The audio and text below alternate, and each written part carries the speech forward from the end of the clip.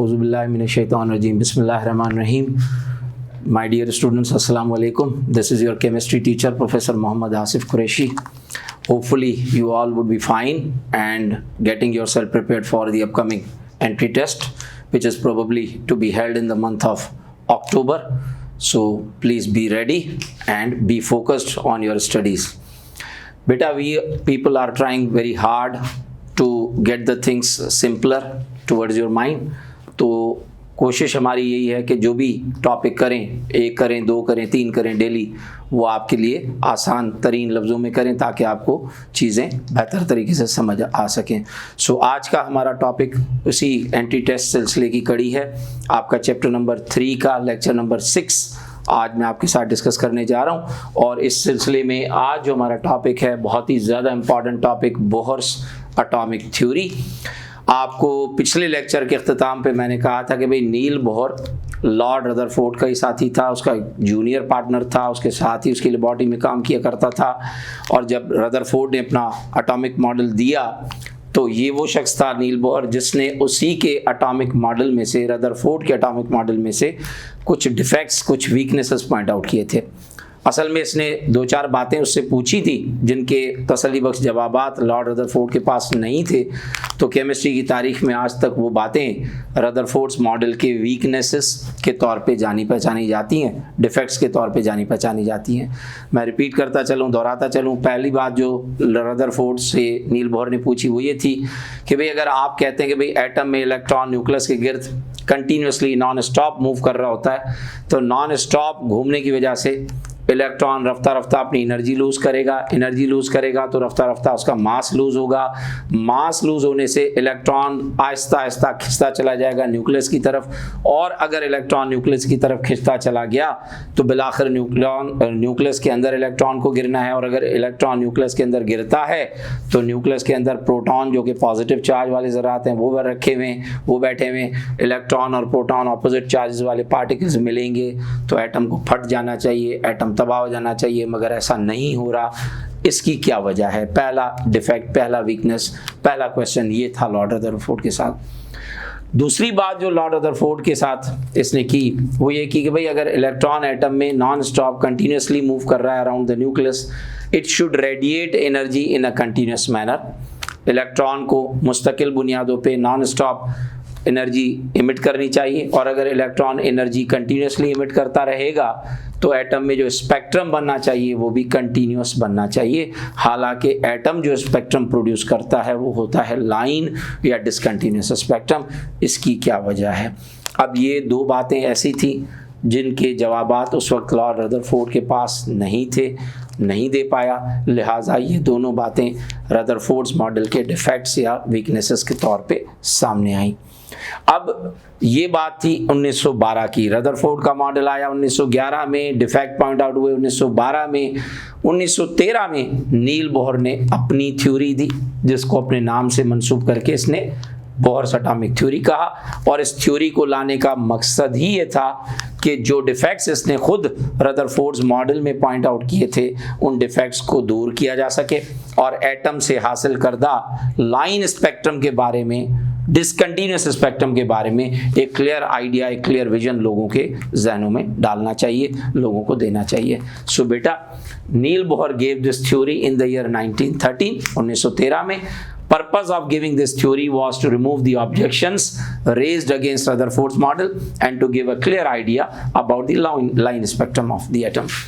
Main assumptions of this theory were, पहला main point जो इसने कहा वो इसने ये कहा कि भाई देखें, जब तक इलेक्ट्रॉन किसी भी एटम में सेम ऑर्बिट में घूमेगा, सेम शेल में घूमेगा, तो ना इलेक्ट्रॉन एनर्जी लूज करेगा ना एनर्जी गेन करेगा, बल्कि अपने ऑर्बिट की एनर्जी को, अपने शेल की एनर्जी को मेंटेन रखेगा, कायम रखेगा, बरकरार रखेगा, ना उसमें कमी आएगी ना उसमें इजाफा होगा।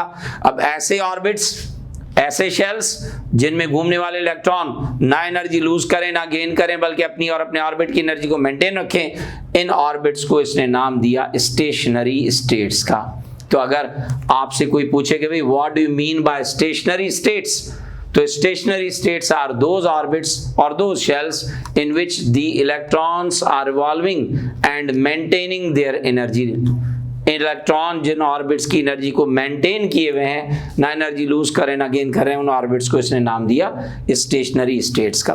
तो नील बोहर के बकौल इलेक्ट्रॉन जब तक अपने ही ऑर्बिट में घूमेगा एनर्जी लूज भी नहीं होगी, गेन भी नहीं होगी, बल्कि इलेक्ट्रॉन अपनी और अपने ऑर्बिट की एनर्जी को मेंटेन रखेगा। ऐसे ऑर्बिट्स को इसने नाम दिया स्टेशनरी स्टेट्स का। दूसरे पॉइंट में कहता है कि हाँ भाई, इलेक्ट्रॉन एनर्जी लूज भी करता है, गेन भी करता है, मगर कब? जब इलेक्ट्रॉन को हायर ऑर्बिट से लोअर ऑर्बिट में जंप करना होता है तो एनर्जी लूज करेगा, और जब इलेक्ट्रॉन को लोअर ऑर्बिट से हायर ऑर्बिट में आना है तो एनर्जी गेन करेगा। बाकी जब तक अपने ऑर्बिट में घूमेगा, सेम ऑर्बिट में घूमेगा, एनर्जी लूज भी नहीं होती, गेन भी नहीं होती, बल्कि एनर्जी मेंटेन रहती है ऑर्बिट की, जिनको आपने स्टेशनरी स्टेट्स कहा था। So second point of the Bohr's theory is कि इलेक्ट्रॉन्स शैल लूज और gain energy only when they jump from the higher orbit to the lower orbit और lower orbit to the higher orbit. अब जाहिर है higher orbit से energy lose करके नीचे गया, एनर्जी में डिफरेंस आया, या लोअर ऑर्बिट से एनर्जी गेन करके हायर ऑर्बिट में इलेक्ट्रॉन आएगा, एनर्जी में डिफरेंस आएगा। तो तीसरा पॉइंट कह रहा है कि भाई डिफरेंस ऑफ एनर्जी इलेक्ट्रॉन के ऊपर से नीचे जाने के दौरान या नीचे से ऊपर आने के दौरान जो एनर्जी में फर्क आएगा दो ऑर्बिट्स की, वो E2 माइनस E1 से जाहिर होगा। E2 minus E1 mathematically equals to delta e, यानी चेंज इन इंटरनल एनर्जी। अब ये चेंज इन एनर्जी आपने कल प्लांक्स क्वांटम थ्योरी में पिछले लेक्चर में पढ़ा था कि E is equal to h nu. So delta E, difference of energy between the two orbits, must be equal to h nu, where h is the Planck's constant and nu is the frequency of radiation। बेटा चौथा point इसने कहा कि भाई वो orbits जिनको आप stationery states कहते हो, उनमें इलेक्ट्रॉन का मोमेंटम और इलेक्ट्रॉन का distance with respect to nucleus, जब उन दोनों चीजों का प्रोडक्ट लिया जाएगा, प्रोडक्ट मींस जरा मल्टीप्लाई किया जाएगा, तो जो जवाब आपको मिलेगा वो प्लांक्स कांस्टेंट के बराबर मिलेगा या उसके किसी इंटीग्रल मल्टीपल के बराबर। मैं आपको बताता चलूं, momentum of electron is mv, distance of electron with respect to nucleus is 2 pi r, while it is equal to the product of momentum and distance of electron is equal to Planck's constant or some integral multiple of that। यहां पर n number of orbit को show कर रहा है जिस orbit में electron घूमेगा। अगर ऑर्बिट पहला है तो n का वैल्यू 1 रखेंगे आप यहाँ पे, अगर ऑर्बिट दूसरा है तो n को आप यहाँ पे 2 रखेंगे, अगर ऑर्बिट तीसरा है जिसमें इलेक्ट्रॉन घूम रहा है तो ये 3 हो जाएगा, यानी प्लांक्स कांस्टेंट मल्टीप्लाई होता चला जाएगा किसी न किसी इंटीग्रल नंबर के साथ, 1 के साथ, 2 के साथ, 3 के साथ, डिपेंड के इलेक्ट्रॉन किस ऑर्बिट में घूम रहा है। So this is the product of momentum and distance of electron which is equal to Planck's constant or its integral multiple। बेटा आगे कहता है कि इलेक्ट्रॉन का जो मोमेंटम है वो दरअसल एंगुलर मोमेंटम है, क्योंकि इलेक्ट्रॉन जब न्यूक्लियस के गिर्द घूमता है तो अपना angle with respect to nucleus change करता रहता है। तो इलेक्ट्रॉन का जो एंगुलर मोमेंटम होगा mvr, वो बराबर आएगा nh अपॉन 2 पाई के। अब ये mvr कैसे आया? ये जो आपने मोमेंटम और डिस्टेंस को nh के बराबर लिखा था, यहां से हमने r दे दिया mv के साथ और ये 2 पाई हम ले आए इसके नीचे, तो यहां से ये 2 पाई हटके अपॉन में आ गया NH के, R मल्टीप्लाई हो गया इसके साथ, तो ये आपका एंगुलर मोमेंटम ऑफ इलेक्ट्रॉन बनता है NH अपॉन 2 पाई के। अब एंगुलर मोमेंटम ऑफ इलेक्ट्रॉन का फार्मूला NH अपॉन 2 पाई। अब ये मेन फार्मूलाज जो मैं आपको बता रहा हूं, जिनको मैं बॉक्स में आपको हाईलाइट करके बता रहा हूं, ये मेन फार्मूलाज आते हैं MCAT के आपके टेस्ट में, ये आपको याद करने बेटा कि angular momentum of electron mvr is equal to nh upon 2 pi, m is the mass, v is the velocity, r is the radius of orbit, n is number of orbit, h is Planck's constant and pi is a constant which is 3.14। तो ये जनाब आपका angular momentum का formula. अब यहीं से अगर आप वेलोसिटी मालूम करो इलेक्ट्रॉन की तो ये m और r यहां जाके 2 पाई के साथ मल्टीप्लाई हो जाते हैं, वेलोसिटी ऑफ इलेक्ट्रॉन आपको मिलेगा तो मिलेगा NH अपॉन 2 पाई mr। तो बोर्स एटॉमिक थ्योरी से हमने अभी दो फार्मूलाज ड्राइव किए, एक इलेक्ट्रॉन के एंगुलर मोमेंटम के लिए mvr के लिए जो कि NH अपॉन 2 पाई, और दूसरा वेलोसिटी ऑफ इलेक्ट्रॉन के लिए जो कि v equals to NH upon 2 pi mr। तो ये जनाब आपका बोर्स थ्योरी से ये पहले दो फार्मूलाज मैंने आपको दिए। अब आगे यही बोर्स थ्योरी इसने अपनी थ्योरी को अप्लाई किया हाइड्रोजन एटम के ऊपर, जो कि सिंपलेस्ट एटम है, पीरियोडिक टेबल का पहला, लाइटेस्ट और atomic number 1, atomic mass B1, उसके ऊपर अप्लाई करके इसने आपको कुछ सिंपल कैलकुलेशंस करके दी। तो अब हम बात करेंगे रेडियस ऑफ ऑर्बिट के ऊपर, जो कि हाइड्रोजन एटम के पहले ऑर्बिट के लिए इसने इक्वेशन ड्राइव करके दी हमें।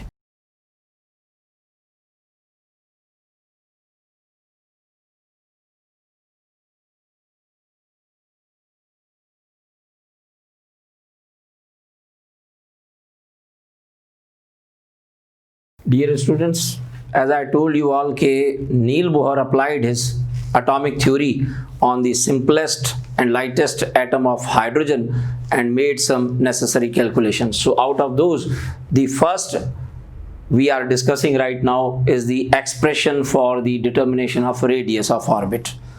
इसने अपनी थ्योरी को हाइड्रोजन एटम पे अप्लाई किया, हाइड्रोजन एटम पे अप्लाई करके इसने कुछ कैलकुलेशंस हमें करके दी। अब उन कैलकुलेशंस में से पहली जो डेरिवेशन हम करने जा रहे हैं डिस्कस, वो है for the radius of orbit. Simplest, lightest atom of hydrogen, he applied his theory and derived an expression for the radius of orbit in which electrons are revolving. Hydrogen बेटा आपको पता है कि atomic number 1 means it contains 1 proton in the nucleus and 1 electron revolving outside the nucleus in the K shell. अब due to the presence of 1 proton in the nucleus, Ze positive is the nuclear charge of hydrogen atom, while E negative is the charge of electron, m is the mass of electron and v is the velocity of electron. Hydrogen का एक simple सा atom जिसमें एक proton nucleus में एक proton की वजह से न्यूक्लियर चार्ज इसका Ze पॉजिटिव, इलेक्ट्रॉन का चार्ज E नेगेटिव, इलेक्ट्रॉन जो मास रखेगा उसको आप m से रिप्रेजेंट करोगे, इलेक्ट्रॉन जो वेलोसिटी रखेगा that is represented by the term v। आपने रदरफोर्ड्स मॉडल में पढ़ा था कि भाई electrostatic attraction between nucleus and electron and centrifugal force with which electron pull themselves outside the nucleus, away from the nucleus, they are equal and opposite. तो electrostatic force is equal to centrifugal force. Electrostatic force बेटा nucleus और electron के दरमियान Ze² upon r², जबकि centrifugal force आपको पता है, आपने फिजिक्स में पढ़ा होगा, सेंट्रीफ्यूगल फोर्स सेंट्रीपिटल फोर्स दोनों mv² अपॉन r होते हैं। फर्क ये होता है कि सेंट्रीपिटल फोर्स के लिए mv² अपॉन r पॉजिटिव लिखा जाता है, सेंट्रीफ्यूगल फोर्स के लिए नेगेटिव लिखा जाता है। वैल्यू यही है mv² अपॉन r। तो ये mv² upon r is the centrifugal force. यहाँ से r के साथ कैंसिल करोगे तो mv² का वैल्यू आपको मिलेगा Ze² अपॉन r। अब इस mv² में आपने v² का अगर वैल्यू लिया, v का वैल्यू लिया जो हमने अभी थोड़ी देर पहले लिखा था, तो v का वैल्यू हमें मिला था NH अपॉन 2 पाई mr। अभी बोर्स थ्योरी में से हमने v का वैल्यू ये लिया था।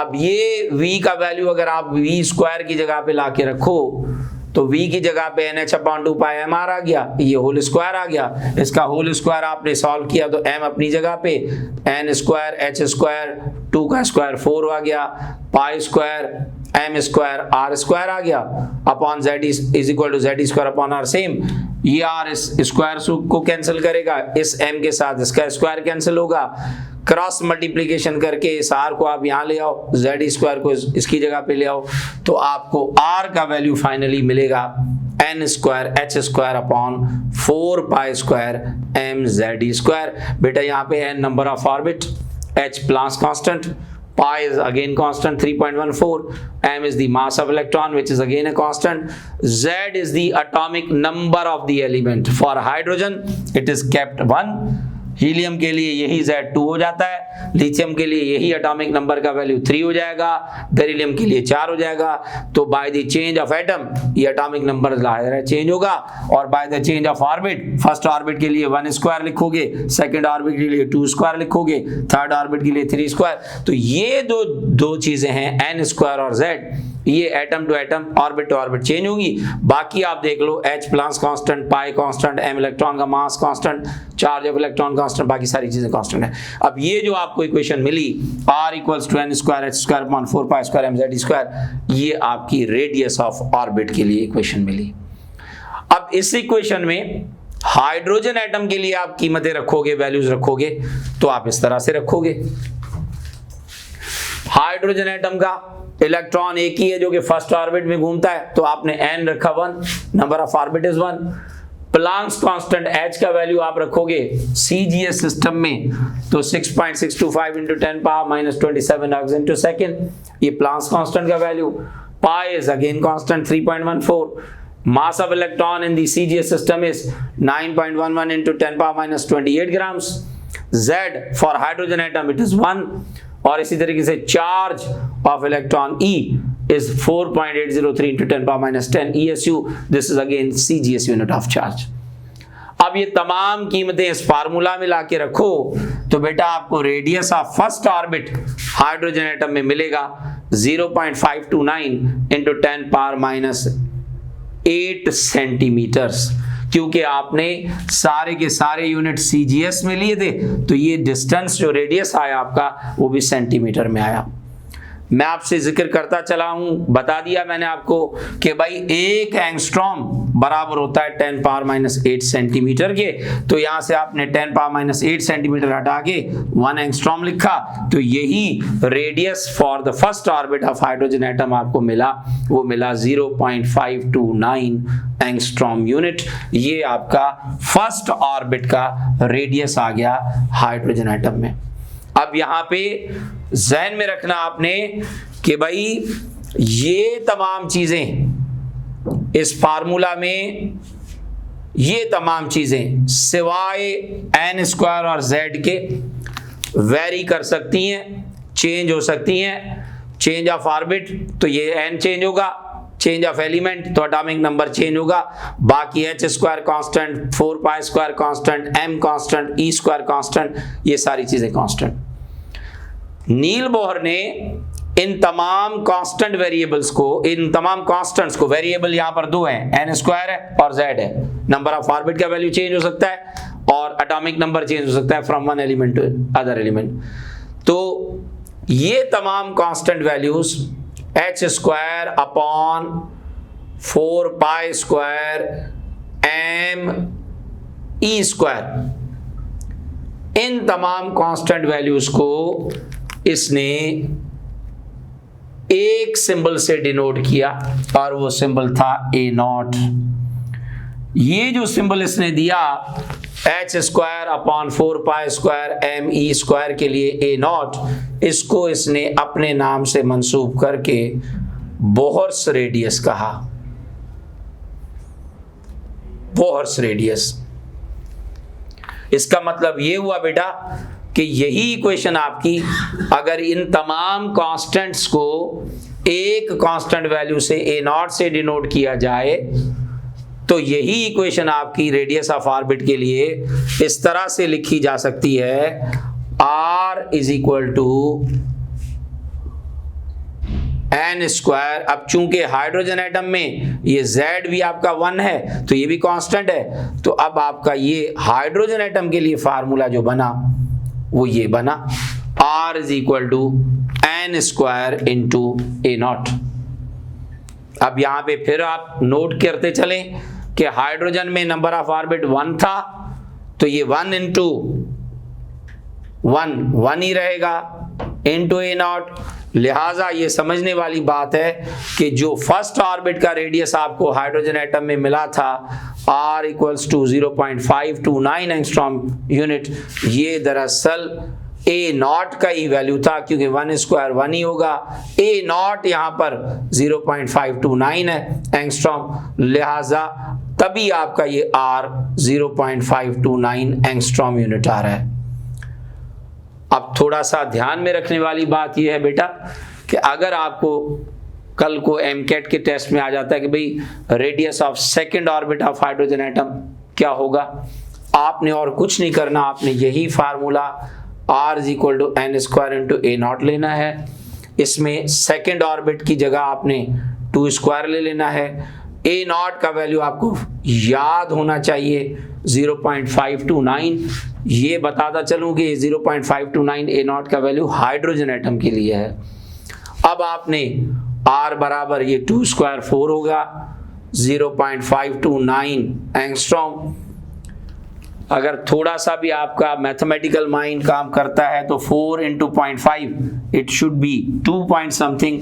तो आपका जो भी आंसर 2 पॉइंट समथिंग में आएगा आपके ऑप्शंस में, वो आपका जवाब होगा radius of second orbit of hydrogen. इसी तरीके से अगर थर्ड ऑर्बिट के लिए रेडियस कहा जाए हाइड्रोजन में तो यही formula 3 square into 0.529, 3 square means यहाँ पे 9 आ जाएगा।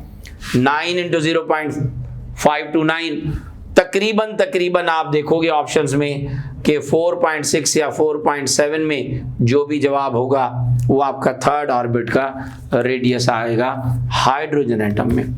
तो हाइड्रोजन एटम के फर्स्ट ऑर्बिट का रेडियस आपको मिलेगा 0.529 एंगस्ट्रॉम यूनिट, सेकेंड ऑर्बिट का रेडियस 2 पॉइंट समथिंग होगा, थर्ड ऑर्बिट का रेडियस 4 पॉइंट समथिंग होगा। ये आप कैलकुलेशंस कर सकते हो इस फार्मूला की मदद से R equals to n square into a naught for the hydrogen atom. अब सवाल ये पैदा होता है कि अगर हाइड्रोजन एटम को छोड़ के किसी और एटम की बात की जाए, मिसाल तौर हीलियम की बात की जाए, तो बेटा यहां पर आपका Z भी चेंज होना है। फिर Z आपका हीलियम के लिए 2 हो जाता है, लिथियम के लिए Z3 हो जाता है। तो ये जहन में रखिएगा कि नंबर ऑफ ऑर्बिट 1 2 3 4 लेते चले जाएंगे, n स्क्वायर का वैल्यू चेंज होता चला जाएगा। एलिमेंट हाइड्रोजन के अलावा कोई होगा तो एटॉमिक नंबर Z भी चेंज होगा। हाइड्रोजन के लिए Z1 ही रहेगा, लिहाजा इन तमाम कीमतों का जो मल्टीप्लीकेशन होगा H को डिवाइड करके वो आपका A नॉट यानी A नॉट जिसको आप बोर्स रेडियस कहते हो। तो रेडियस ऑफ ऑर्बिट के लिए जो इक्वेशन आपको मिली वो सिंपली मिली n square h square upon 4 pi square m z e square. जहां पर फिर इसको सिंप्लीफाई किया तो आपको फार्मूला मिला r is equal to n square into a not.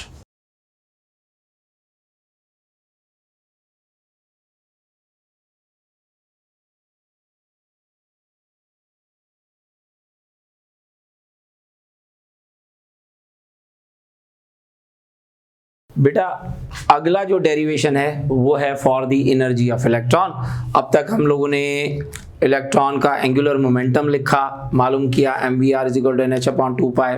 फिर हमने रेडियस ऑफ ऑर्बिट के लिए फार्मूला लिया r is equal to n square H square upon 4 pi square M z E square. इसी तरीके से अब एनर्जी ऑफ इलेक्ट्रॉन के लिए जब हम इक्वेशन ड्राइव करने जाएंगे तो आपको पता है कि भाई किसी भी बॉडी में जो टोटल एनर्जी होती है वो उसकी काइनेटिक एनर्जी और पोटेंशियल एनर्जी के सम के इक्वल होती है। यानी the total energy possessed by the electron will also be equal to its kinetic energy plus potential energy. अब kinetic energy possessed by the electron by virtue of its motion is half mv square. Potential energy आमतौर पे जो bodies in terms of height ऊपर नीचे जाती हैं तो आपको पता है आप उनकी पोटेंशियल एनर्जी लिखते हो तो potential energy equals to mgh लिखा जाता है, जहां पर g acceleration due to gravity, h height, m body का मास होता है। मगर इलेक्ट्रॉन चूंकि अपनी पोजीशन चेंज कर रहा है with respect to nucleus angular motion में और नेगेटिव चार्ज वाला पार्टिकल है, लिहाजा इलेक्ट्रॉन की जो पोटेंशियल एनर्जी होगी bye virtue of its position वो बेटा mgh की बजाय लिखी जाएगी माइनस जेड ई स्क्वायर अपॉन r। यहाँ पर z जो एटॉमिक नंबर है उतने इलेक्ट्रॉन होते हैं, e इलेक्ट्रॉन का charge, r distance of electron with respect to nucleus. तो ये है पोटेंशियल एनर्जी इलेक्ट्रॉन की, ये है काइनेटिक एनर्जी इलेक्ट्रॉन की। अब इन दोनों चीजों को आप सम अप करो, kinetic energy half mv square plus potential energy minus Z ई स्क्वायर अपॉन r। तो ये आपका फार्मूला बनता है half M V square minus Z square upon R. यहाँ पर आप एम वी स्क्वायर का वैल्यू लेकर आओ। एक बात यहाँ पे मैं आपको बताता चलूँ बेटा, ये तो मैं स्टेप बाय स्टेप आपको डेरिवेशंस करा रहा हूँ। आपके एमकेट में ये डेरिवेशंस आपके लिए इंपॉर्टेंट नहीं है, आपको फाइनल फार्मूलाज जो मिले आप उन फार्मूलाज को याद करो डायरेक्ट। ये चीजें सिर्फ आपकी पॉइंट टू पॉइंट एक्सप्लेनेशन के लिए लिखी जा रही हैं, अदरवाइज ये चीजें आपसे दरमियान में नहीं पूछी जाएंगी। हाँ अलबत्ता ये चीजें पूछी जा सकती हैं, ये आपको याद करनी है कि भाई इलेक्ट्रॉन की kinetic energy by virtue of motion ये है, इलेक्ट्रॉन की potential energy by virtue of motion ये है। अब आगे चलते हैं तो ये जनाब हाफ एम वी स्क्वायर का वैल्यू हमने पढ़ा था जेड स्क्वायर अपॉन आर, तो ये आपने यहाँ से एम वी स्क्वायर हटा के जेड स्क्वायर अपॉन आर दिया। एलसीएम आप निकालोगे तो E बराबर Z square minus 2z square upon 2r, यहाँ से ये माइनस होगा तो ये minus Z square upon 2r। r की जगह आपने रेडियस का वैल्यू रखा तो आपको ये फार्मूला मिला। फाइनली आप ये सारी कैलकुलेशन अगर स्टेप बाय स्टेप करते आओ तो E यानी एनर्जी ऑफ इलेक्ट्रॉन के लिए आपको फार्मूला मिलेगा minus 2 pi square M Z square ई power 4 upon N square H square. अब ये मेन फार्मूला है एनर्जी ऑफ इलेक्ट्रॉन के लिए जो आपको याद करना है। यहाँ पे पाई कांस्टेंट है, एम इलेक्ट्रॉन का मास, Z atomic number of element, E electron का charge, N number of orbit जिसमें इलेक्ट्रॉन घूमेगा, एच प्लस कांस्टेंट। ये एनर्जी ऑफ इलेक्ट्रॉन का फार्मूला हुआ। अब इसमें भी आप देखो एक एलिमेंट से दूसरे एलिमेंट में Z चेंज हो सकता है, एक ऑर्बिट से दूसरे ऑर्बिट के लिए N चेंज हो सकता है, बाकी पाई कांस्टेंट है, मास ऑफ इलेक्ट्रॉन कांस्टेंट है, चार्ज ऑफ इलेक्ट्रॉन कांस्टेंट है, प्लस कांस्टेंट, बाकी सारी चीजें कांस्टेंट है। ये आपकी एनर्जी के लिए एक्सप्रेशन ड्राइव होगी। अब एनर्जी के बाद जो अगला डेरिवेशन है वो है फ्रीक्वेंसी ऑफ रेडिएशन। बेटा फ्रीक्वेंसी जिसका सिंबल आप न्यू लिखते हो, फ्रीक्वेंसी को डिफाइन किया जाता है तो number of vibrations, number of cycles, number of rotations, number of waves per unit time. Frequency of electron के लिए इक्वेशन ड्राइव करने के लिए हम एनर्जी जो इक्वेशन ड्राइव की थी E equals to minus 2 pi square M Z square E power 4 upon N square H square. अगर इलेक्ट्रॉन लोअर ऑर्बिट में है N1 में तो उसकी एनर्जी E1 से डिनोट होगी, लोअर ऑर्बिट यहाँ पे N1 आ जाएगा। इसी तरीके से इलेक्ट्रॉन हायर ऑर्बिट में जाएगा N2 में, एनर्जी बढ़ के E2 हो जाएगी और ये N1 की जगह N2 आ जाएगा। बाकी फार्मूला में सारी चीजें सेम। अब डिफरेंस ऑफ एनर्जी दो ऑर्बिट के दरमियान E2 माइनस E1 जो कि h न्यू बराबर, या आप कह सकते हो h nu equals to E2 minus E1। h nu equals to ये E2 का वैल्यू, ये माइनस फार्मूले का, ये E1 का value, minus into minus plus होके ये वैल्यू बाहर आ गया, ये वैल्यू आपने अंदर लिखा। इसमें से ये सी चीजें सारी आपकी कॉमन निकल गई। कॉमन जब इन चीजों को आपने निकाला तो h न्यू बराबर आया 2 pi square M Z square ई power 4 upon H square into 1 upon n1 square minus 1 upon n2 square. यहाँ से h क्रॉस मल्टीप्लाई होके इस h स्क्वायर के साथ तो ये h क्यूब बन जाता है। Nu equals to 2 pi square M Z square E power 4 upon h cube into 1 upon n1 square minus 1 upon n2 square. ये आपका फार्मूला आ गया फ्रीक्वेंसी ऑफ इलेक्ट्रॉन के लिए। यहाँ फिर बताता चलूं, पाई constant, mass of electron constant, अगर एलिमेंट सेम है तो जाहिर है atomic number constant, E constant, charge of electron plus constant, lower orbit का वैल्यू n1, हायर ऑर्बिट का वैल्यू n2। ये आपका फ्रीक्वेंसी ऑफ रेडिएशन का फार्मूला, ये आपका एनर्जी ऑफ इलेक्ट्रॉन के लिए फार्मूला। मेन फार्मूलाज आपने याद करने हैं। यहां से ये 4 फार्मूलाज मैंने आपको दिए, kinetic energy of electron, potential energy of electron, energy of electron, total energy of electron और ये जनाब फ्रीक्वेंसी ऑफ रेडिएशन। ये चारों मेन फार्मूलाज आपने याद करने हैं। अब बाकी एक डेरिवेशन है वो भी कर लेते हैं वेव नंबर ऑफ इलेक्ट्रॉन के लिए।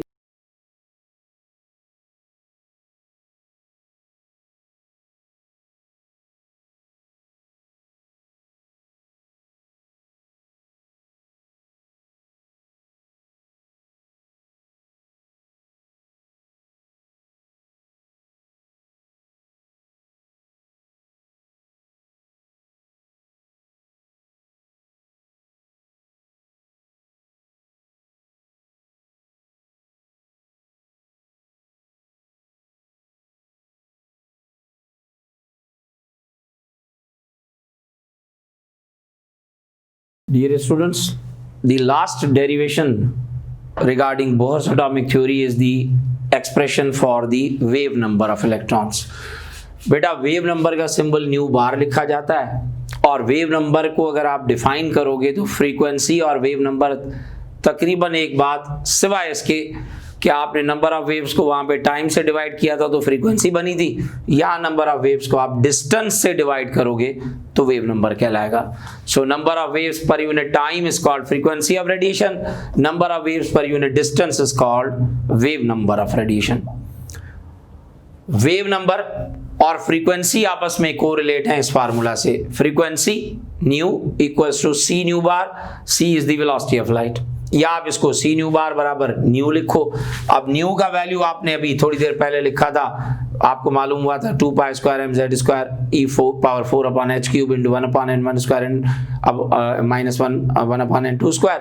तो आपने न्यू की जगह पे न्यू का वैल्यू लिखा, ये सी क्रॉस मल्टीप्लाई होके यहाँ आ गया तो आपका न्यू बार का वैल्यू बना nu bar is equal to wave number, nu bar is equal to 2 pi square M Z square E power 4 upon C H cube into 1 upon N 1 square minus 1 upon N 2 square. यहाँ बताते चलो ये constant है, ये constant है, element to element ये चीज change होगी, ये कांस्टेंट है, वेलोसिटी ऑफ लाइट कांस्टेंट है, प्लांक्स कांस्टेंट है, लोअर ऑर्बिट चेंज होगा, हायर ऑर्बिट चेंज होगा. ये तीन चीजें आपकी वेरिएबल हैं, बाकी सारी चीजें कांस्टेंट है.